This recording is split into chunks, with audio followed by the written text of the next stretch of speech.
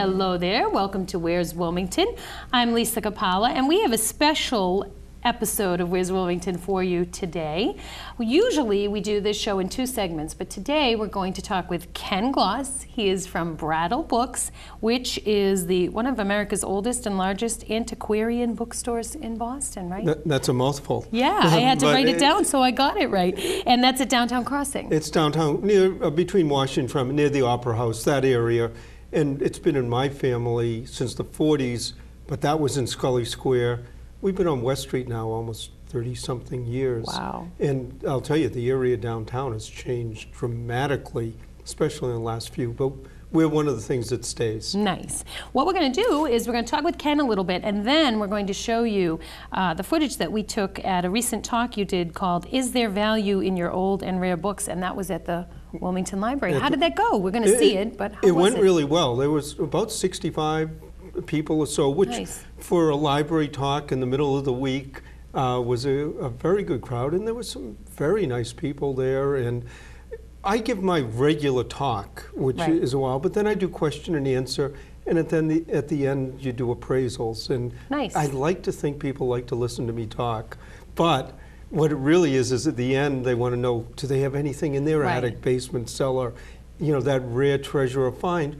Or what actually is really surprising that a lot of, until you do it for a while, you don't realize, is that people want to know it's not worth anything. So I can let the kids take it to show and tell at the school, or I can just give it to my grandchild, or I don't have to be responsible. I can do it, I can read it. How does one learn to appraise the value of books? And have you ever got into an appraisal war or battle with another appraiser who might say something is worth more or less? Well, you learn it because it was my family business, and I literally... I mean, it's in your DNA, really. Well, basically, and I literally have grown up with it. I have a degree in chemistry that my father got that out of my system, but right. Probably now 40 years full time. So it's just seeing things over and over and over and working with dealers. Nobody knows everything. Right. So, you know, you consult, you check, you find out where to look. And as far as appraiser battles, you know, I try to avoid that as best I can. The time that comes up, and I really do avoid it, is when you get called in on divorces. Right. On insurance, right. Where you've got an insurance company wanting one thing or a right. Claim, or in divorce, that right, can be toxic. You have to stay true to what you know to be the facts, which is rough. But all of it is always a little subjective. So there's always, you know, you want to get it about right, in the right range, but one appraiser could say this, one say that, so there's always a little back and forth. Have you ever had to inauthenticate anything that was said to be authentic? Oh, sure. I mean, really? that's almost as much... Oh, I'm surprised. Well, no, because when things get very valuable, for instance, I just had somebody come in, I don't know if it's going to work out, but they had a nice long letter of Robert Frost. And what I liked about the letter was he was talking about how much he hated the winters in New Hampshire. I mean, this is Robert Frost. But one of the things when you're going in to buy something like that is authenticating that the signature, that everything looks right to me. But I'm actually going to have a colleague look at it too and double check it. Right. There are times though when people have brought me in books and you know, they've paid and so on, and you look at it and go, and no, you know it's not signed. Yeah. And usually I try to do that very gently. Right. Now, I know that you're a member of many professional organizations, so if someone's looking to have a book appraised, of course they're going to contact you, but what do we need to look for to make sure our credentials for these people are accurate so that we go to the right place so we don't get bad news? Well, what I generally tell people is the best thing is almost, if you're not sure the first time, get a second, third opinion. Right. There are groups, bookseller organizations, one's called the Antiquarian Booksellers of Association, or you go to an established person, even like myself, and if somebody says to me, you know, we want to get a second opinion, I'm more than happy to give you names or at least where to look. So that's not a problem Excellent. either. Now you have been a guest appraiser for PBS for how long? A long time. Right? Well, it's on the Antiques Roadshow. Probably, I didn't do it from the first year, but I've done it for about 15 years now, and that's fun. It's got to be. You know, you go all over the country, and no matter where you go in this country, people are nice, friendly, there's something to see. And then doing the show, you're always hoping. And matter of fact, when you were asking about inauthenticating things, yes. one of the Antiques Roadshows, the lady brought in a book, and it was signed A. Lincoln. And you took a fairly quick look at it and go, it is signed A. Lincoln, just not the A. Lincoln you want it to be. And she, she was a little taken aback, and she goes, well, how can you tell? I said, well, when you look at the date on the book, it says 1905. And my history's right. He was assassinated in 1865. She slammed the book shut, walked away, and go, you don't know what you're talking about. But well, you have to be a diplomat in the business that you do, because some of these things are very sentimental in value to people, I would imagine. Absolutely. Or even when you were talking about the Antiques Roadshow, people come there. It's a big event. Well, one of the things that a lot of them like is just seeing the set and all the appraisers.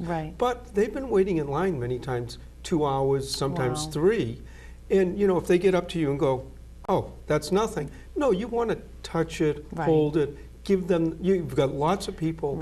And I enjoy the history aspect when, even if the book isn't valuable, just the history aspect that the appraiser shares with the audience is fascinating. Oh, absolutely. But we see thousands of people before we get to the few that get because they only show you a few. But that's the same way when someone brings something into a lecture like I did at the library or into my shop. People want to be treated nicely. And what I always assume is, well, maybe this person doesn't have anything, but their neighbor has the library. You never know. So you never know, and it's always long-term. And also, I love it. I enjoy it. And hopefully, most days, that's also conveyed to them. Excellent. So I want to shift our focus a little bit, and then we're going to take a look at that program that you did for the library. How do you decide what to keep in your bookstore? I know you've got 3 floors, but with all the Kindles and the e-readers, and I'm an English major, so I appreciate the written word, but are you worried that someday there won't be really a need for books because people will be done with that? Because of all the computer technology. But you told me we only have a few minutes. I could go on for hours and hours. Give me a basic idea of what you think of that. How do you know? One of my problems with Kindles and e-readers, there's no used books. Right. So 20 years from now, there aren't any used books with those. Also, people don't use books anymore for reference. You picture the professor with their huge library so they can reach up, pull something, and find out a date. You don't need that anymore. But when you ask me, how do we choose for the store? We go out to houses and estates almost every day. So in a way, we don't choose. It's like we just bought 3,000 science fiction paperbacks in Rhode Island. Wow. Like I said, we're looking at some letters of Robert Frost. So a lot of it isn't us choosing, it's what comes in. And so now, once we get in large libraries, okay, we have outside tables, these go outside. This is a rare first edition that we're going to call so-and-so in California about. And then some sit on the shelves for people to just come in and browse. So the selection process is a little like that, but that comes out of experience. And, if I could order 6 Gutenberg Bibles, I would, except you can't. That's true. And as far as space, would you put a 4th floor if they would give you some more room? Well, we own the property, which is one of the reasons we're still in business in downtown Boston. I find that if you gave me a huge warehouse, I'd fill it, but it would probably fill up with the things that aren't turning over. So in some ways, being limited in space, now we still have 3 floors, a basement, outside, limited to some extent is actually a good thing because otherwise it fills up. Sure, I could double the space and be happy, but having it limited makes sure you keep things turning over and moving. And obviously you're doing something right. You've been there for a long, long time. Well, so obviously your system is working. It's working. We love it. I like getting out to libraries, doing shows like this, the Antiques Roadshow, seeing people talking about books. My wife says I only work half a day, 12 hours. Too cute. Well, let's see some of that work in progress. So we're going to look at some footage that was taken at the Wilmington Library. That was the talk that you gave about is there value in your old and rare books? So this is going to be educational for you. It's going to be Ken Glass at the Wilmington Library. And we'll come back right after this footage. I think it's going to be about a half an hour or so. So we'll come back and close with Ken right after this. Enjoy it. What I do in a talk, the talk will last about 45 minutes, maybe an hour. The first half hour, I'll talk about what is an old book, first edition, signed books. I'll show off some of the things that I brought, give a little bit of my history, background, the store, and so on, and then also tell about some of the places, stories, anecdotes of places I've been, people I've seen, books, and so on. And then the next 15 minutes or so, what I'd like to do is question and answer, because I can go on and on and on and on about old books, and at least with question and answer, I can go on about what you want to listen to. And then the last minute or two of the talk, I will appraise one or two books to the audience, to the whole audience in detail. After that, though, I'll end the formal part of the talk. Anyone who wants to leave can leave, but I'll stay. I'll answer any and all questions. I'll do all of the appraisals. I'll just do them a lot more quickly so we can get out of here tonight. I guess the first thing that comes up when you talk about old books is, what is an old book? And usually people mean by that, what's a valuable old book? Well, the first printed book was in 1456, the Gutenberg Bible. If any of you have a Gutenberg Bible, let me assure you that it's valuable. Matter of fact, the last one to sell, half of it, sold for $5.5 million. Single pages sell between $50,000 and $100,000 on average, and some even more. But any book printed in the 1400s has value. Some more than others, but anything in the 1400s is valuable. After that, it depends on what the book is. You can have a book printed in the 1500s that was a relatively dull and uninteresting book then, and you know it's still a relatively dull and uninteresting book now, and nobody will pay very much or care that much about it. On the other hand, you can have relatively recent books. The first edition of the first Harry Potter book in London, which is only 10, 15 years old, can sell for $30,000 or $40,000. So it's what people are looking for. And also, when you think of an old book, I get loads of calls at the store, and people say, I have an old book, and I know it's an old book, and the way I know it's old is the pages are all brown and crumbling. Well, I point out that's more lousy paper than it is how old the book is. Now, this is a page from a book. I'm actually going to pass this around, but you'll see it's not terribly fragile. The paper's white, the ink's black. It's one of the first books done with illustrations. It was printed in the 1490s, so this book page is a little over 500 years old. And when you see it, and you say, well, gee, if they could make books like that then, why don't they do it now? Well, there was a big disadvantage to a book like that. First of all, in the 1400s, you had to be quite wealthy to get an education, to learn how to read. You had to be almost nobility to be able to afford to buy a book like that. Nowadays, maybe the books aren't quite as well made, but they're at a price that can be distributed in the millions. And the real value of books is the knowledge in the books and the dissemination of that knowledge, and I think it's a very good trade-off. Inevitably, when you talk about book collecting, somebody will come up to me and say, I have a first edition. How much is it worth? And I point out that most first editions never came out in a second edition, probably never should have come out in a first edition. Nobody wants them, cares about them, or would pay anything whatsoever. A book has to be historically, scientifically, literarily, or for some other reason important, that there are a group of collectors out there who want it. And usually when you think of first editions, you think of literature. Dickens, Twain, Faulkner, Fitzgerald, Hemingway. And even within that, there are a lot of things that can make a big difference in the price. The condition being one of the most important. The paper dust jacket on a 20th century book can make all the difference in the world. My father had a copy of William Faulkner's second book called Mosquitoes. Absolutely pristine, as if you took it from the publisher, sealed it away. At the time he had it, he sold it within a week for $750. At the exact same time, another book dealer in Boston had the same book, Mosquitoes, Faulkner, first edition, but it didn't have the paper dust jacket. A few tiny little nicks and bumps, nothing terrible. It took them a year to sell it at $40.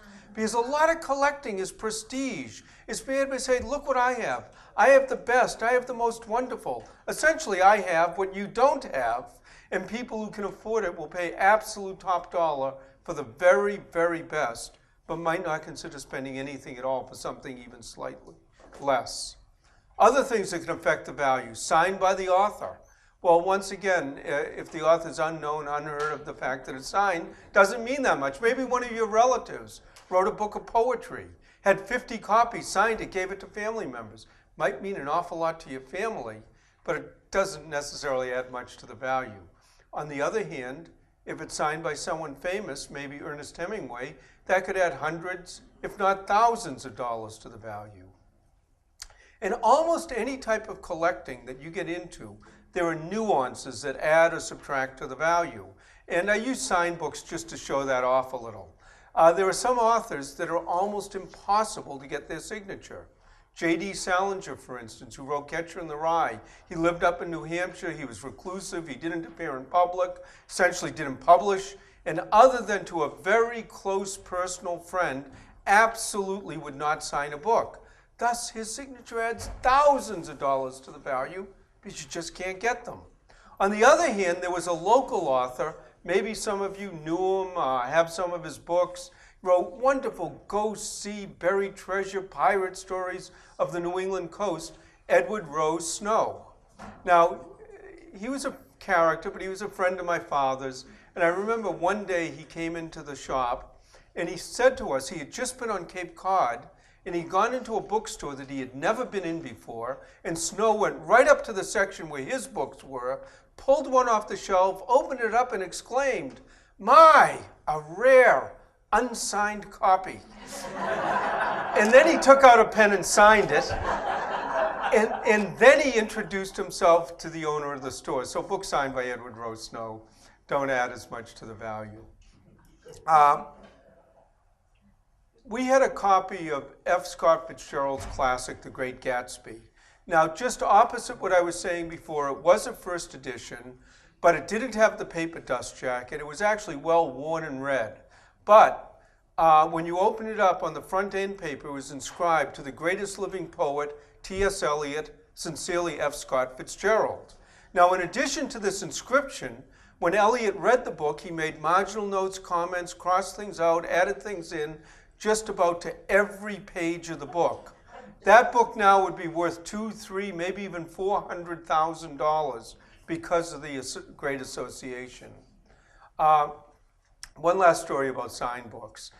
There was an autograph and manuscript dealer in Massachusetts. He was one of the most prominent in the country. But when he was a young boy, he used to collect books by Robert Frost. And he knew Robert Frost. And when he was 13 years old, he went to London and he bought a copy of Frost's first book called A Boy's Will. Very complicated, what really is the first edition. Paid a lot of money for it at the time, came back to Boston. A few weeks later, he met with Frost. He was very proud of himself. He said, "Look what I've got." And Frost looked at it and said, "Well, what did you pay for it?" He told him. Frost said, "Give me the book." Frost opened it up, and in the front 2 pages, he wrote a 2-page description of how to tell the first binding from the second, from the third, from the fourth, how they change bindings, why they change bindings, the different colors of the bindings, on and on and on for 2 pages, signed it, closed the book, handed it back to the boy and said, "Now it's worth what you paid for it."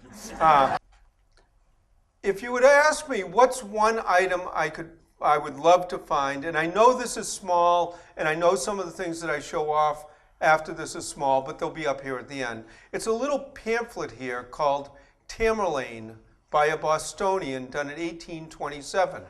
It doesn't look like very much, but the Bostonian who did this was Edgar Allan Poe.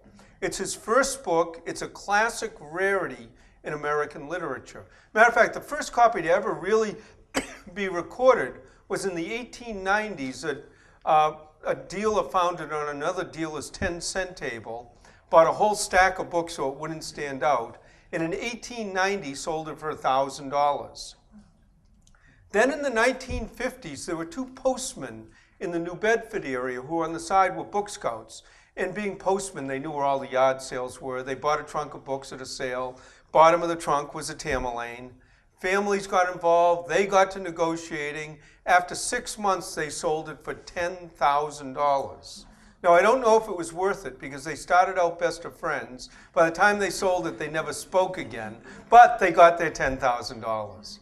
And then about 15 years ago, an antique dealer died in the Newburyport area. His whole estate was auctioned. Painting, prints, furniture, antiques, books as a group, $600 to an antique dealer in New Hampshire. They took all the pamphlets, put them in a box, $15 each. Someone, of course, picked out a Tamerlane, and 15 years ago sold it for $198,000. And someone sold one last year for $800,000. And let me just say, this is a facsimile. A lot of what I bring with me are original, but I don't bring million-dollar pamphlets. But if any of you want to take a close look and then go home and check your attic, cellars, basements, whatever, if you find one, please give me a call. I'd love to hear about it. A lot of the fun of collecting is learning about something, is studying it, is appreciating it. It's really your knowledge that makes something interesting and thus valuable. Someone might look at something and say, oh, that's a scrap of paper.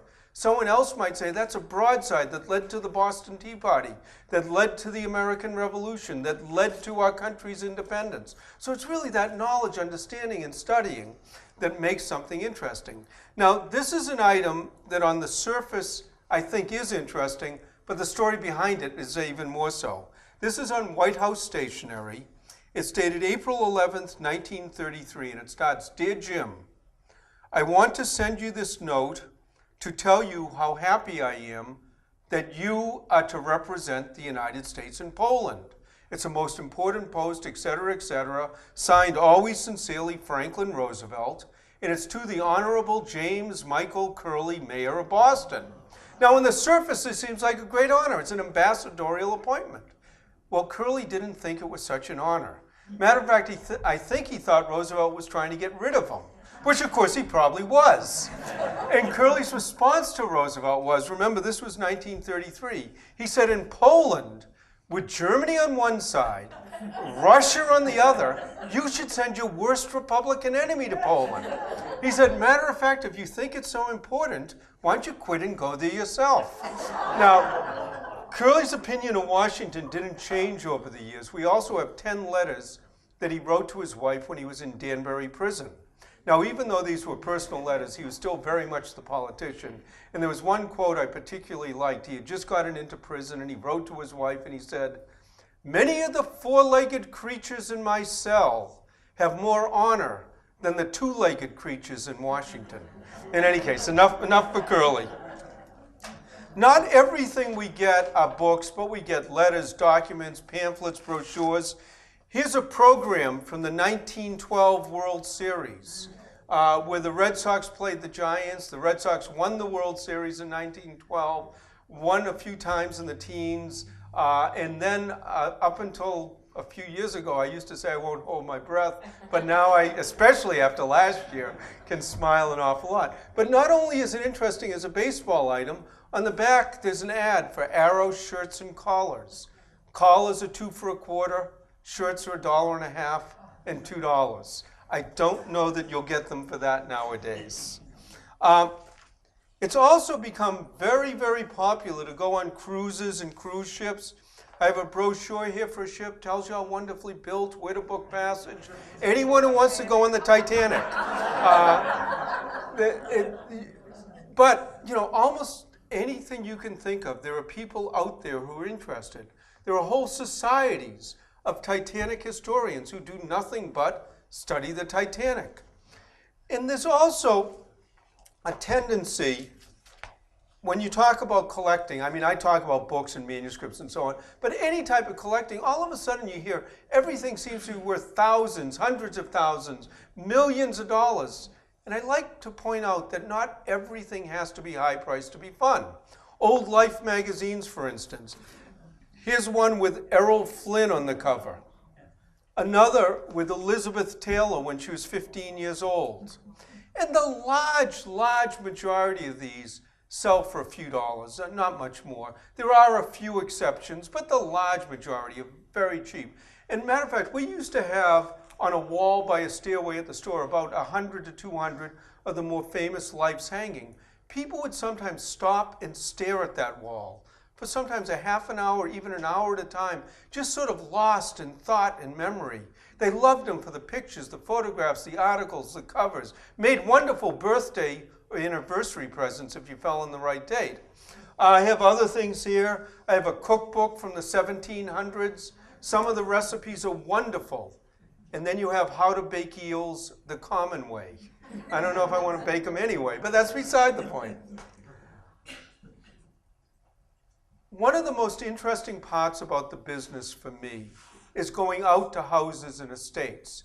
It's almost like being Jim Hawkins on Treasure Island every day, never knowing what you're going to see, who you're going to meet, the people, places, books, characters, and so on. And I'll relate a few of those stories to you. Then after that, maybe we can see about some questions. I was out of the store. I got back. There was a message that a Mrs. Fisher had called, and she had some books. I called her up, and she said, oh, yes, my father died in Providence. He has 500 art reference books. We want to get the best price we can. We're inviting a number of dealers down to bid on them. Would you be interested? Well, 500 art reference books sounds like quite a nice library. Providence is only an hour away. So that was no problem. I went down to their house. They lived on an old street up near Brown University called Benefit Street. I got to the house. It was a large old colonial house. Got led through the house into a courtyard, into a garage. Second floor of the garage, they had 5,000 books. Well, it turned out her married name was Fisher. Her father's name was John Nicholas Brown. Family founded Brown University, one of the wealthier families in the country. And after about 6 months, I bought about 80% of the books I wanted. She was happy, I was happy, and she said, you know, my mother has a lot of books. Most are being given to the university, some are being sold at auction, but would you like to go to Newport to take a look at the books there? Well, their house in Newport is one of the mansions on the ocean. I mentioned this to my wife. She decided to come with me on this deal. And one of the fascinating parts about it was being in one of these mansions that was still being lived in by a family, and at one point wandering from the basement to the attic, all on my own, without a tour guide saying, come here, go here, don't touch this, but literally just wandering. It was fascinating. When my father was still alive, and he died almost 30 years ago, we got a call from a lady. She was very vague about her name, who she was, what she had, but it sounded like there might be a few good things. She lived in Sharon, so it was fairly close. We decided to go out there. Got to her house. It was a little ranch house. Paint was peeling. Weeds were growing. You sort of say, oh, gee, what's going to be here? She answered the door. She was quite elderly. We walk in, and there were just gorgeous antiques everywhere. I mean, really, really beautiful things. And it turns out she was originally from the Boston area, but she had married the Prince of the Ukraine, the cousin of the Tsar of Russia. He had escaped just before the revolution, and she told story after story about being Russian nobility in Europe and all the court intrigues and all the goings on, how T.E. Shaw used to stay at their house all the time, how she didn't think he accidentally died on a motorcycle, but there was a lot more to it. T.E. Shaw, of course, was Lawrence of Arabia. She went on and on and on with these wonderful stories. Turned out her books were lousy, but the stories were absolutely wonderful. And when we first got into her house, on one of her walls, she had 10 watercolors. They were about this size, pastoral European scenes. And when I first saw them, I thought they were nice. And the more we were there, and the more she talked, and the longer we were there, and the more I looked at them, the nicer I thought they were. And I finally said to her, you know, those 10 watercolors, they're really nice. And she turned around and said, oh, yes, they're all Turners. So she had 10 original Turner watercolors, probably $1 million worth of painting. And it was like, oh, yes, they're all Turners. So you never know what you're going to see, the people, the places, the characters. I can go on and on and on with these stories. I'll tell one more, and then we'll see from there. We get hundreds of phone calls at the store. People wanting to know, do you have a book? Can you get a book? How hard is it to get the book? Does the book exist? Or what's the value? How much is it worth? And so on. Most of those questions, either I or the people I work with, we can answer right off the top of our head. Some are a little involved. Occasionally you have to do some real research, but that can be interesting too. But every once in a while you get a call that really stands out. And again, this was a while ago. I answered the phone, hello, Brattle Bookshop, can I help you? Lady, elderly, very thick Irish brogue, and the first thing she says is, President Kennedy slept with me. Now, you have to admit that gets your attention. She stopped and waited for it to sink in, and then she went on to explain that she had worked for the Kennedy family. She had been his nursemaid. When he was 3 and 4 years old, he used to fall asleep in her arms. So he did sleep with her, but not what you'd first think.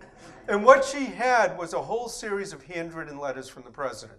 Now, presidential letters of any type are valuable. Handwritten letters, especially from a later 20th century president, are very scarce, very rare, and very expensive. She wanted to get an offer on them. I was actually skeptical about that, but I thought she'd be fun to meet. I went to her house. The stories were wonderful. The letters were actually fabulous. I gave her what I thought was a tremendous offer on them, but much as I suspected. There was no way she could sell these letters. The letters were part of her life. I left a note behind. As far as I know, her family still has them, probably where they belong. Maybe I'll hear about them again someday, but I don't know. Why don't I, at this point, see if there's some questions? And quite honestly, anything you ask me, I can go off on a tangent. Does anyone have any questions? Yes? Where was your store around 1968? Because I can remember going there and meeting with your dad and looking around. Well, we've had 7 different locations. The question is, where was the store in 1968? What happened was, that was in 1962 is when they started the renovation, sort of tearing down all of Scully Square, making it Government Center. My father's store, he was in the Sears Crescent building, which he actually lobbied to save, then saved it and got kicked out. And around the corner on Washington Street, there was an old building there that he was in temporarily. So in 1968, he was just around the corner on Washington Street, right near Boston City Hall. And in 1969, depending on when, is when we moved to West Street. So, and it's an interesting area, a lot of moves, and somehow we keep going, and it's fortunate that way. Anyone else? No? Yes? Did you used to have a flame burning outside your building at one time? Well, the question is, do we used to have a flame burning outside the building? When the building burnt down, there was a huge flame. But no, we never had a flame. There was when we were in the Sears Crescent building, and actually it's still there, although different. They had the huge coffee pot.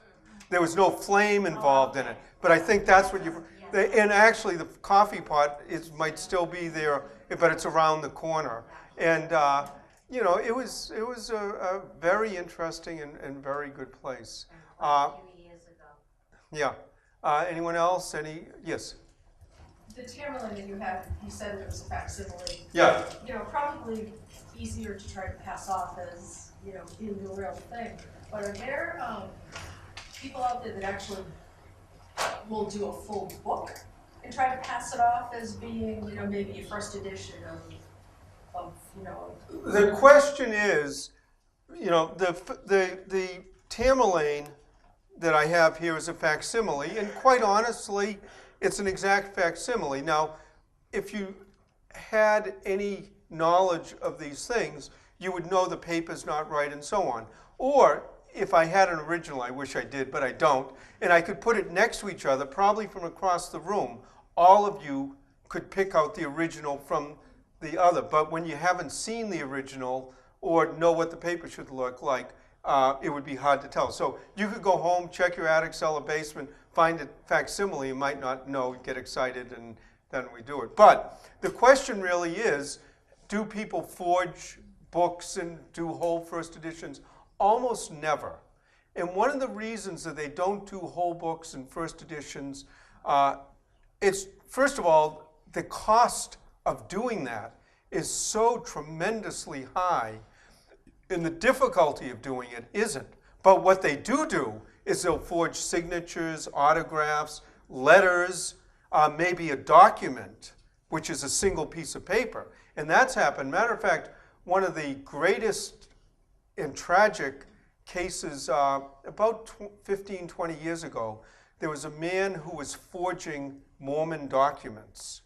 And he was actually, in a way, it was sneakily brilliant, because he would forge documents that called into question the foundation of the Mormon Church. And he was a master forger. The church would buy the documents from him, seal them away where nobody can see them. And of course, if you forge something, where's the best place to have it is when no one can see it and question it. But then he really got out of control. He actually murdered 2 or 3 people when he thought he was going to be found out. He's in prison in Utah right now, and I can almost guarantee you he's never getting out of prison, nor should. But he actually, there's the first thing ever printed in the British colonies is a paper, it's never been found, called the Freeman's Oath. It's a 1-page piece of paper that you took an oath to the colony. There's no known copy. I mean, they know that it was done. And he forged one that it actually took 6 or 8 months of really scientific research to prove that it wasn't the right thing. So, and what really happens is signatures. More often, people will, if a book's signed by Robert Frost or George Washington or Abraham Lincoln, that adds a lot of value. And some people are really good at it. I guess the very best of them you don't know, because by definition, but that happens, and that takes a lot of times. Most of the things you look at, just people would never forge a signature of a lot of people because they're not worth anything. On the other hand, the more expensive it gets, the more you check. And I actually, no one person knows everything. So when you run into something you're not sure about, I call colleagues, we consult, and so on. And there are some areas where I almost won't buy anything, and sports collectibles and signatures have gotten so out of control that I don't even touch them for the most part. But that's a long answer to a question. Anyone else? Why don't I do 1 or 2 appraisals at this point? Did anyone bring a Bible by any chance? No? Did you ever see that Bible? No, I never saw it. I saw pictures of it, and it would have been great. Did anyone bring a Victorian-style cloth book that has a very decorative, pretty cover? Not leather, but cloth. Not quite. That's not Victorian, but maybe that one? Yeah, that will do. It's not in the greatest shape. And it's a Bible alphabet. The reason I ask for these has nothing to do with value. It has more to do with stories that it leads into. So, and since nobody brought in a Bible, I assure you, I'm going to tell you the Bible stories anyways. But first let me say something about appraising. When I do appraisals at a group like this, I give a retail price. In other words, that price that you would pay if you came into my store or a store like mine. It is not what you would get if you're selling the books. If you're selling the books, you should expect to get about 1/3 to 2/3 of the retail value. If you're dealing in the very low end, the markup might even be a lot higher just because you've got to make some money. When you get to the much more expensive items, the percentages can come down just because the amounts of money involved are a lot higher. A number of years ago, I had a copy of Audubon's Quadrupeds. Not the birds, but the animals. But the big, huge 150 hand-colored plates. At the time I had it, I paid $100,000 for it. I sold it within 2 weeks for $105,000. That's only a 5% markup, but it's $5,000. Well worth the time and effort I spent, and I pretty much had it pre-sold before I even bought it. So when you get to the much higher priced items, especially things that are going to turn over quickly, percentages can come down just because the amounts of money is so much more. Also, everything I say is subjective. In other words, the fact that I say something's worth $100 doesn't mean a colleague of mine won't say 125 and another colleague say 75. So if you know what you have, you go to somebody, you get a price, you're happy, great.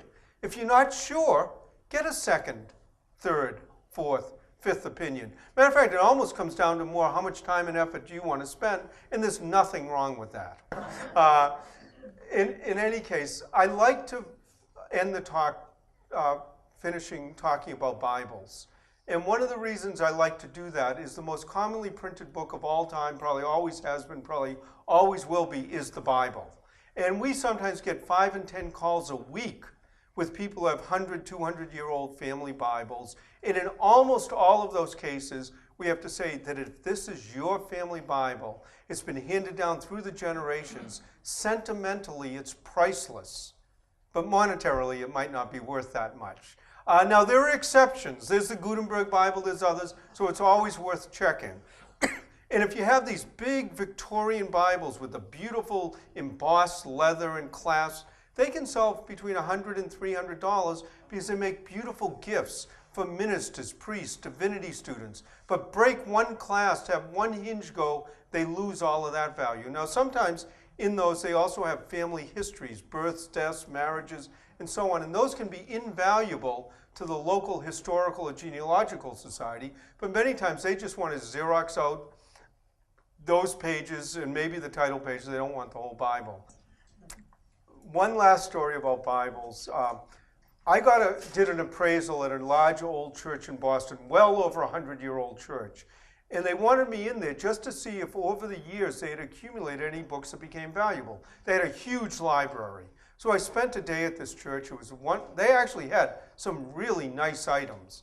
At the end of the day, though, I finished that. The priest said to me, could you come down the basement? There are a few more books. I looked at the books. And then there was a closet. It was probably more like a small room. It would cover this area, maybe not quite as tall, but this area. The priest opened the door, front to back, floor to ceiling, top to bottom. It was stuffed with thousands of old Bibles. And I looked at the priest and I said, what is this? And he says, well, you know, people hate to throw away a book. They feel it's sacrilegious to throw away a Bible. So what happens when a parishioner dies and the family doesn't want the Bible? They come and they present it to the church. And what do?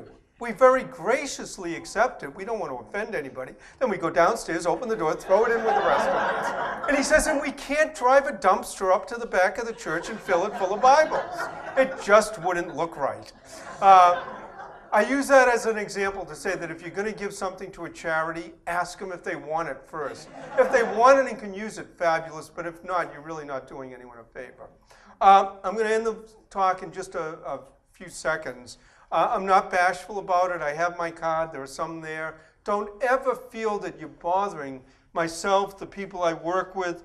We'd rather have 100 people call with nothing special than to have the 101st person say, I just threw away a Tamerlane. Now, the way I do the appraisals is sort of in a crowd scene. The less order there is, the faster it goes. I also noticed that there were some refreshments back there.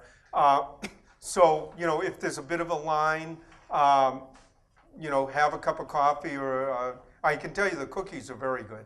I already sampled. Also, if someone wants to just stand over my shoulder and listen, great.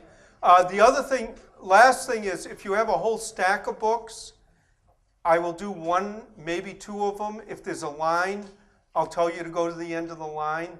I'll do them all, but it's not fair to keep people waiting to do a lot. So basically, I'll say thank you to the Women's Club, thank you for the library for sponsoring it, and then thank you and just bring things up. Literally, just bring them up. Thank you very much.